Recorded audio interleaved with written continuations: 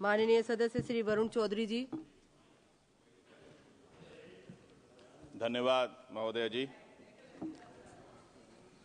हमें गर्व है कि हम भारत देश के नागरिक हैं।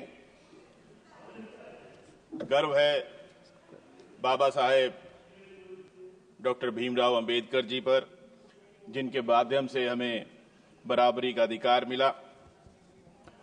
और पीड़ा होती है जब देश की मौजूदा सरकार देश की समस्याओं को सुलझाने की जगह ध्यान भटकाने का काम करती है। 2014 में राष्ट्रपति जी के अभिभाषण में कहा गया, श्रेष्ठ भारत बनाया जाएगा। श्रेष्ठ भारत का संकल्प लिया गया और 2019 में नया भारत के निर्माण की बात की गई और अब विकसित भारत। उस नए भारत का क्या हुआ, उसके निर्माण का क्या हुआ, श्रेष्ठ भारत के निर्माण का क्या हुआ? कुछ नहीं। विकसित भारत का रोड मैप आज तक भी बताया नहीं गया, सार्वजनिक नहीं किया गया कि क्या हो जाएगा, क्या मानदंड हैं कि जब ये मान लिया जाएगा कि भारत विकसित हो गया, फिर स्वघोषित अमृत काल आ जाता है कि अमृत काल आ गया। फिर विश्व गुरु, कई साथी कहते हैं विश्व गुरु बन गए, कई साथी कहते हैं नहीं अभी विश्व गुरु बनना है। और चेले देशों का कोई नाम नहीं लेता कि चेले देश कौन है, उनका पंजीकरण कहां हो रहा, कौन पंजीकरण कर रहा है, कौन सा विभाग है जो चेले देशों का पंजीकरण कर रहा, और क्या शर्तें हैं, क्या नियम हैं कि जो चेले देशों को अपनाने होंगे। केवल और केवल ध्यान भटकाने की बातें, कहीं धर्म के नाम पर, कहीं जाति के नाम पर।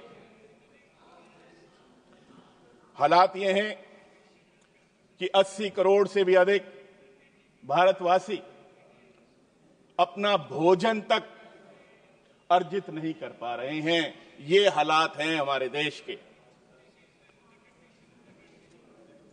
विश्व के सबसे अधिक कुपोषित बच्चे आज हमारे भारत देश के अंदर हैं, जो हमारे देश का भविष्य है। Wasting rate 18.7%, GDP per capita, उसमें हमारे देश का स्थान 140वां है 188 में से। ये हमारे हालात। युवा देश छोड़कर जा रहे हैं, नशा बढ़ रहा है, महिलाएं अपने आप को सुरक्षित नहीं महसूस करती। सड़क हादसों में सबसे अधिक मौतें पूरे विश्व में भारत देश में होती हैं। किसानों को सड़कों पर रोक रखा, दीवारें खड़ी की जाती, कोई सुनवाई नहीं, ना महंगाई पर बात है, ना बेरोजगारी पर। मणिपुर जाने तक का समय नहीं मिलता है। एक देश एक टैक्स की बात की गई थी, एक देश एक टैक्स, लेकिन भारतवासी अभी तक कंफ्यूजन में है, अस्पष्टता है कि उस एक टैक्स का नाम इनकम टैक्स है, जीएसटी है, कॉरपोरेशन टैक्स है, एक्साइज है, वैट है, क्या है इसका नाम? झूठ बोला जाता है देशवासियों के साथ। वंदे भारत ट्रेन की बात हुई, अमृत भारत ट्रेन की बात हुई, पैसेंजर भारत कहां है जिसके माध्यम से देश का आम आदमी एक जगह से दूसरी जगह जाता था? पैसेंजर ट्रेनों के माध्यम से उन्हें बंद कर दिया गया। गरीब आदमी किसी माध्यम से, उन ट्रेनों के माध्यम से अपनी आजीविका कमाता था, अब वो कहीं जा भी नहीं सकता, अपनी आजीविका भी नहीं कमा सकता। और भारत देश का विकास भारत देश के जो राज्य हैं उन्हीं के माध्यम से हो सकता है। लेकिन उनके हालात क्या हैं? राजकोषीय घाटा बढ़ता जा रहा है, देनदारी बढ़ती जा रही, और हालात ये हैं अगर ऐसे ही चलता रहा तो 2047 तक हमारा भारत कर्ज भरा भारत बन जाएगा। कर्ज भरा भारत, और जिसकी उस कर्जे को उतारने की जिम्मेदारी आने वाली पीढ़ियों की बन जाएगी। ये मिलेगा आने वाली पीढ़ियों को कि इतना कर्जा होगा कि उनसे उतारना भी मुश्किल हो जाएगा।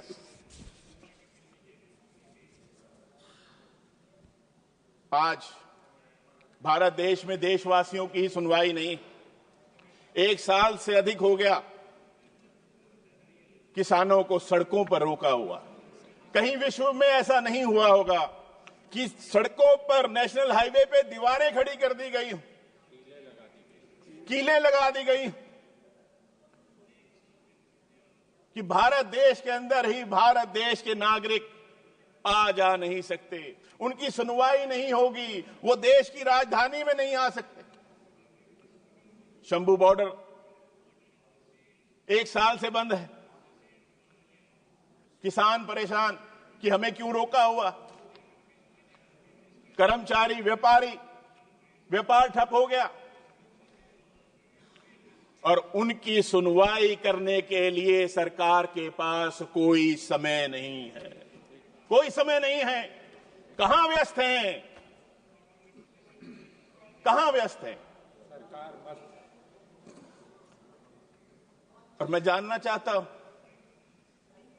कि कितने विकसित देशों के नागरिकों ने भारत देश की नागरिकता ली है, पता तो चले।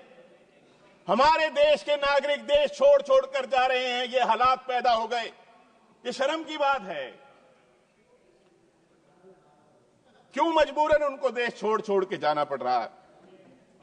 2 करोड़ नौकरियां देने की बात हुई थी प्रतिवर्ष, और इस अभिभाषण में 2 साल में 10 लाख नौकरियां देकर पीठ थपथपाई जा रही है।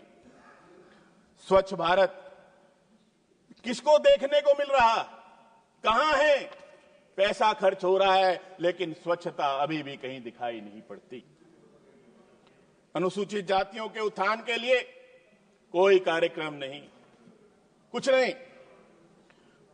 बताया गया कि बुनियादी ढांचे का बजट लगभग 2 लाख करोड़ था, जो अब 11 लाख करोड़ हो गया 10 सालों में। और एमपी लैड्स 2011 से वहीं का वहीं खड़ा है, 15 साल होने को हैं, 5 करोड़।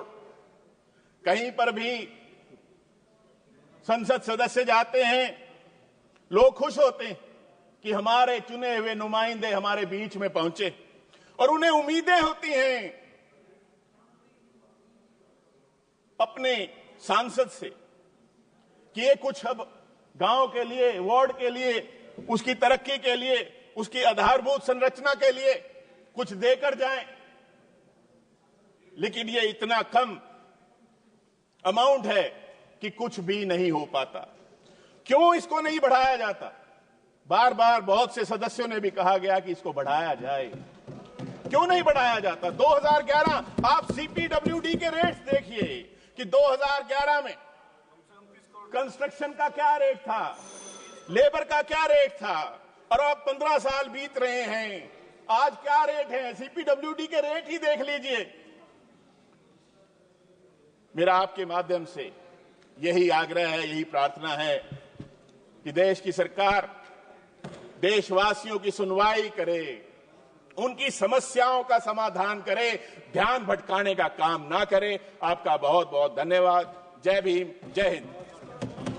माननीय सदस्य श्री सौमित्रा खान जी।